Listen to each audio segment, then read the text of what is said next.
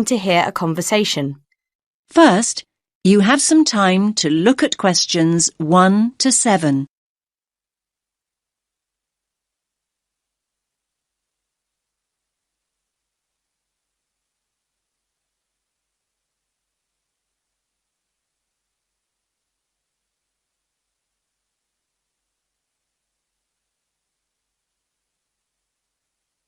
Listen carefully to the first part of the conversation and answer questions 1 to 7.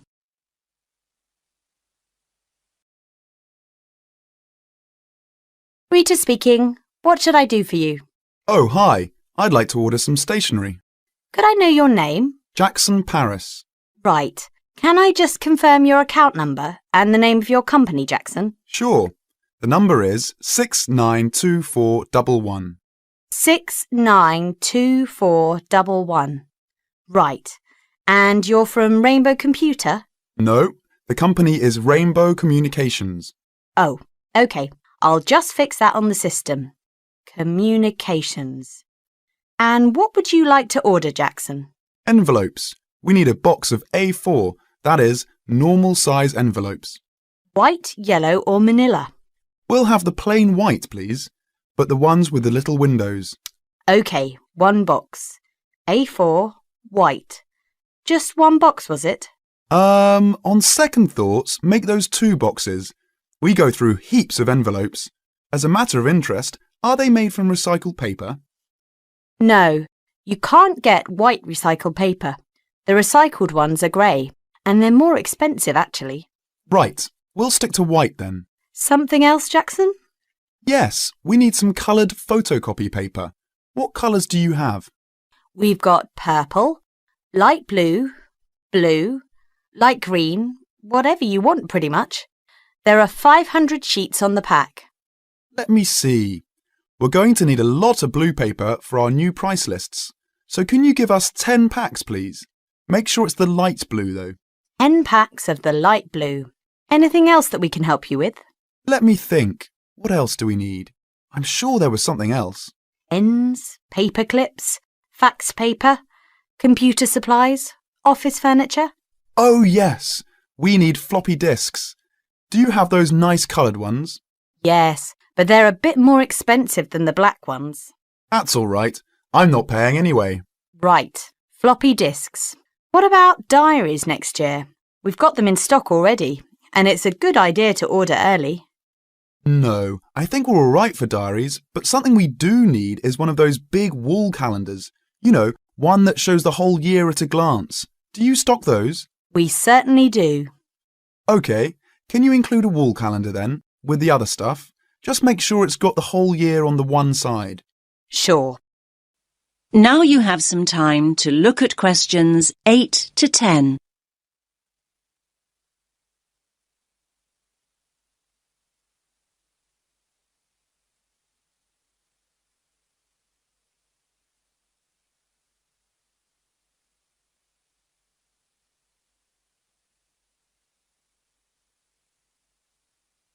Now listen to the next part of the conversation and answer questions 8 to 10. And do you have a copy of our new catalogue? No, I don't. But would you send one? Yes, I'll pop one in with the order. You'll find it a lot easier to remember what you need if you have our catalogue in front of you next time. Yes, good idea. And when can you deliver this? Should be with you tomorrow morning. Can you make sure that it's not after 11:30 a.m? Because we have to go out at 12. There's only myself here on Fridays. Fine. I'll make a note in the delivery docket that they should deliver before 11:30. Thanks very much. Thanks.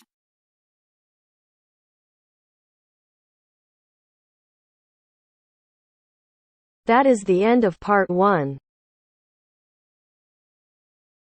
You now have half a minute to check your answers.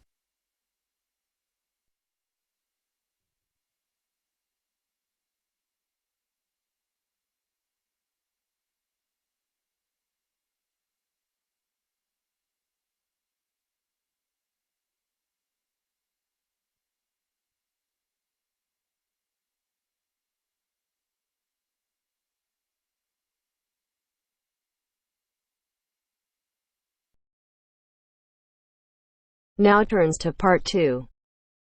Part 2. You will hear a talk by a counsellor on plans for the development of an old industrial site. First, you have some time to look at questions 11 to 13.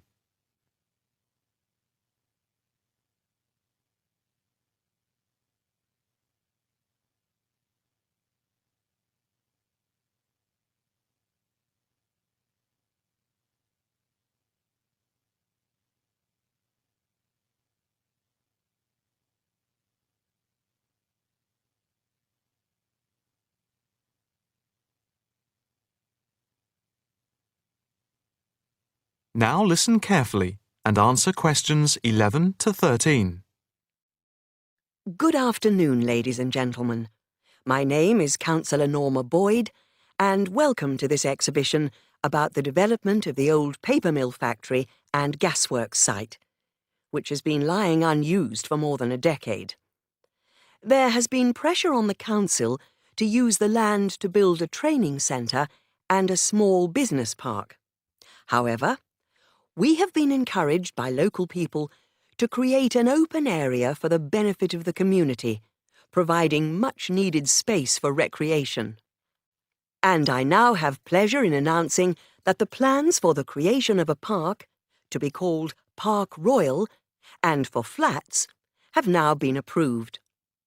I'm also pleased to announce that we have secured sponsorship from local organisations.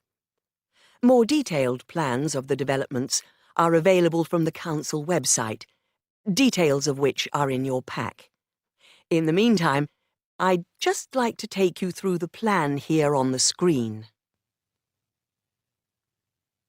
Before you hear the rest of the talk, you have some time to look at questions 14 to 20.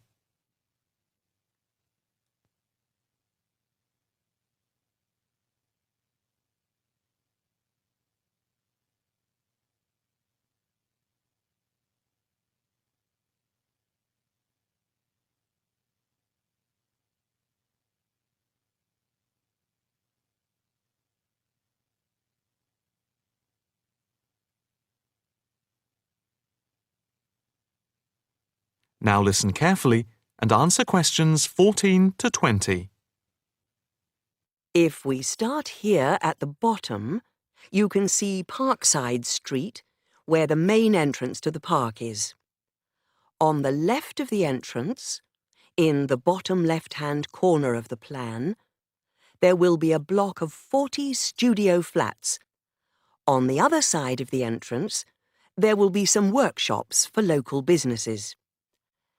There will also be another entrance here, on the top right, which leads into Pear Street. Here, in the centre of the park, we will have an ornamental lake with paths radiating north, south, east and west to the different areas of the park. In the top right-hand corner, just by the Pear Street entrance, there will be a large sports area with 2 football pitches and 4 tennis and volleyball courts. Just here, beside the pitches, on the same side of the path, will be an outdoor swimming pool. Now, in the top left-hand corner, a walled flower garden is planned with a rockery and a water feature with walkways, seats and lots of shady areas for the summer. Next to this, a sculpture garden is also planned. Now, let's see. Just here, below the walled garden, there will be a grassy amphitheatre with a permanent covered stage for open-air concerts. We hope that local schools and colleges will use this theatre to showcase student work. In the bottom left-hand corner of the plan, you can see that above the block of flats there will be a play area for children, and directly to the right of this, just near the main entrance, there will be a wild area. More trees will be planted here, and in the middle will be built an educational centre for use by local schools to encourage children to take care of the wildlife and look after the trees and plants. And finally, In the bottom right-hand corner of the park will be a cafe, opening on to Pear Street. And now for questions. If anyone would like to ask anything, I and my colleagues are only too happy to oblige. Yes, the lady in the front row, if I could have your... That is the end of part 2. You now have half a minute to check your answers.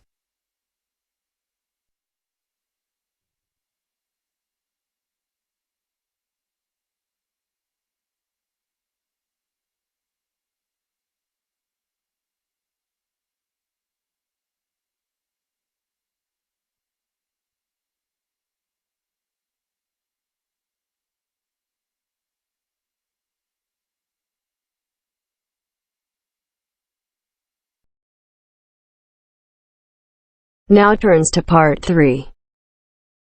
Part 3. First, you have some time to look at questions 21 to 26.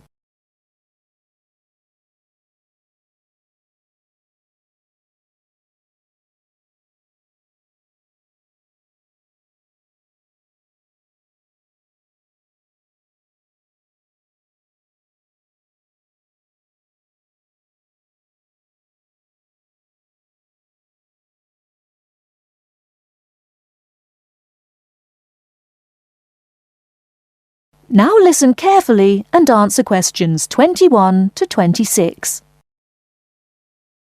Hello, my name is Emiliano. I am a student here and I'd like to rent a house for 6 months. OK, well, you've come to the right place. We specialise in short-term rental. First of all, I would like to get a few details from you. Can you give me your full name, please? Yes, it is Emiliano Nespla. And can you tell me your present address, please? Yes, it's 17 Middleway, Penrose. I'm living with a homestay family at the moment. That's great. Now, do you have any identification with you? Oh, and we will need a reference from someone who knows you here. Maybe your homestay family. Yes, okay. Here's my passport and a card from my language school. My referees can be Mrs. Alice Thompson. She's my homestay mother and she wouldn't mind, I'm sure. You can contact her at the same address as me, of course. OK. If we need to contact you, should we leave a message with your homestay? No, you can speak to me directly.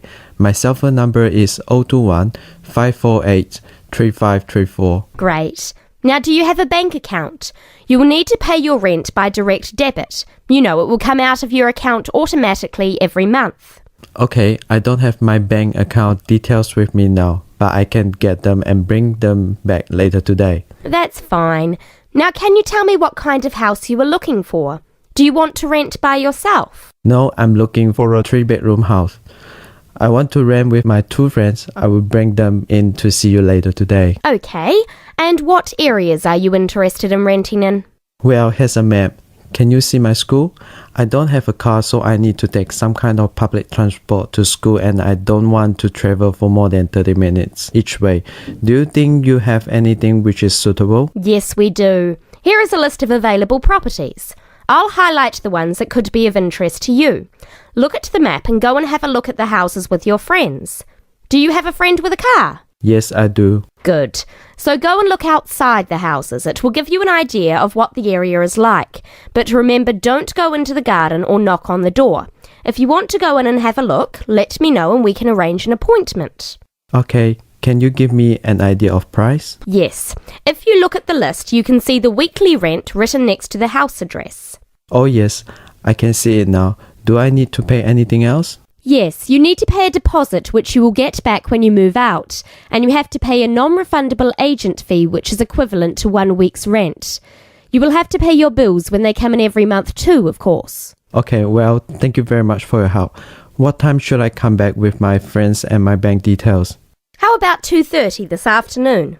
That sounds good. Thank you for your help. I'll see you later. Thanks for coming in. Goodbye.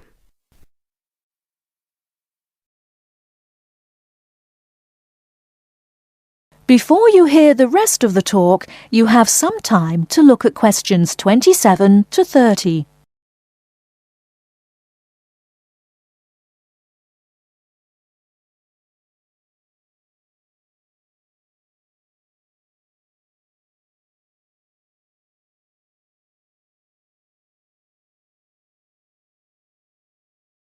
Now listen and answer questions 27 to 30. Hey, don't throw that can away. Why not? I finished with it. Yes, but you can recycle things like that. Oh, I haven't got time to recycle everything I throw away. That's a terrible attitude. Don't you care about... Hello, you two. Hi, John.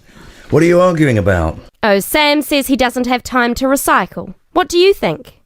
Well, I agree that it can be difficult sometimes. Do you always recycle everything then, Mary? Yes, I think everyone should. I mean, look at the state of the planet. If we don't all start making an effort now, it could be too late. Well, one of the reasons I don't recycle as often as I should is that I don't really know where to go. There are no recycling facilities near me. Well, I know I said I haven't got time, but actually there is a bottle bank near the supermarket just up the road. So I suppose there are limited local facilities. So you can do your recycling outside the supermarket? Yes, but like I said, only limited. It's only a bottle bank. Well, I don't have a car, so it's very difficult for me, but I still do it. Sometimes a friend comes over and we take our recycling together, but not very often. So if your facilities are limited, then mine are very limited. Well, I suppose if you go to all that trouble, I might make more of an effort. Good. If it was up to me, I'd encourage more people to recycle. How? Well, how about some kind of incentive? A reward for anyone who makes an effort to recycle? That's a good idea. But if you think everyone should recycle, then why not penalise those who don't recycle instead of giving something to people that do? If there was a fine for anyone caught throwing recyclable materials in the rubbish, people would take more notice. Well, now you're going too far. Do you really want anyone going through your rubbish just to check if you're following the rules? No, I don't think fines are a good idea. Well, I think we should be doing something. Anyway, I have to go. I've got my social science class next. See you later. Yeah, see you later. Bye.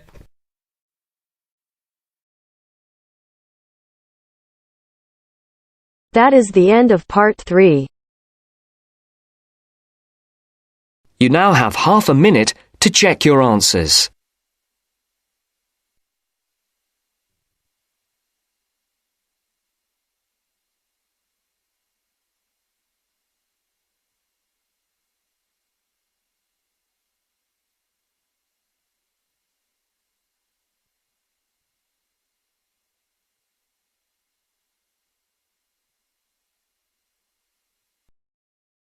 Now turns to part 4.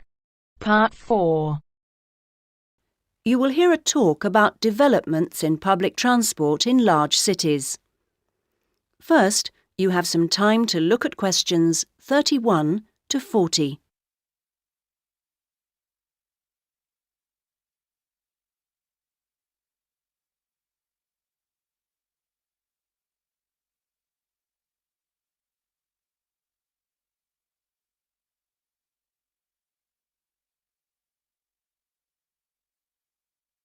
Now listen to the first part of the talk and answer questions 31 to 34. That big cities around the world are getting bigger is a clear trend. This situation is going to make the issue of transport increasingly important. Cities cannot work if their people and their visitors cannot move around. This means that public transport is vital to the success of cities. And yet, private car ownership is increasing all the time. Can these two facts be contained in the same reality? Isn't the car slowly but surely strangling the city? But we must acknowledge it does have genuine benefits. Having said that, the fact that car owners can escape to the mountains is of little relevance to the issue of daily city life, in which we need to do things like ferry heavy shopping and luggage around, something the car, of course, is invaluable for. But the so-called family car is rarely occupied by a family, just a single driver taking up a lot of road space. It's not only the car that clogs up our roads, of course.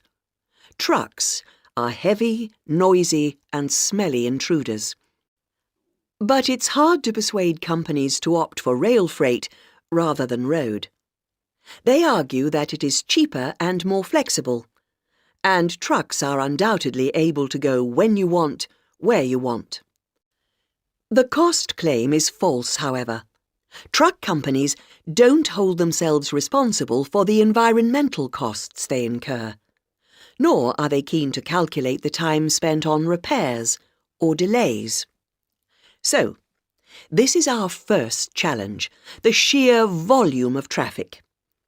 If we compare 3 developed and urbanised countries, we can see interesting differences.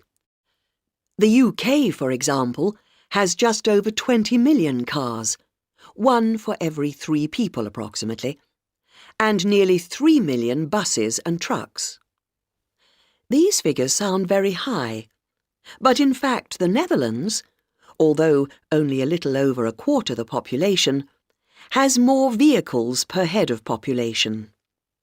Meanwhile, Germany, bigger than both other countries put together, actually outstrips either in terms of vehicles per head of population. Now, there is no correlation between these figures and the percentages of journeys made on public transport. This means that the route to better public transport use is not abolishing the car, but rather making public transport better. Not surprisingly, where people can choose, they choose the thing they prefer, not the thing they don't. How do people judge public transport? Well, a major survey was carried out this year, indicating that there are many aspects, from clean interiors of buses to the proximity of routes to homes and workplaces. Fare prices is a complex issue and needs to be accounted with car costs. What people seem to find most frustrating is scheduling. If the route doesn't pass their departure point when it suits them, they'll drive instead. The issue of personal safety seems to have reduced in urgency with better lighting at stops and CCTV. Now, various measures are being taken in a number of major cities, all designed to increase the appeal of public transport and thus to persuade car users to leave their cars behind and free up the city's roads. Among these is bringing in smart cards. These are purchased in advance and mean passengers spend less time waiting to buy tickets and board buses and trains, particularly when switching across transport modes within the same journey. Another initiative is the use of computers in managing scheduling with greater efficiency. But such logistical measures are not sufficient in themselves, and indeed the benefits that they bring are often less apparent to passengers than to transport managers. From the passenger's point of view, the fact that buses are becoming more comfortable is significant, because it brings them more in line with the car. Delays and diversions are, of course, deeply irritating for passengers. Even if these can't be eliminated, ensuring that passengers have more detailed information available to them will help to reduce their sense of stress. We often associate public transport with inner-city travel, but of direct benefit to passengers are systems such as taxi sharing and dial-a-bus, which provide more flexible options for suburban journeys. And finally, nothing really significant can happen without a shift in people's mindsets. The way we travel is an expression of our values about many things. Companies operating public transport are slowly but surely finding it possible to sell their services as a public-spirited alternative to the car, as awareness of environmental issues has increased radically in the last few years. Overall, then, this combination of steps and changes has a good chance of shifting the city out of the car and onto the bus and train.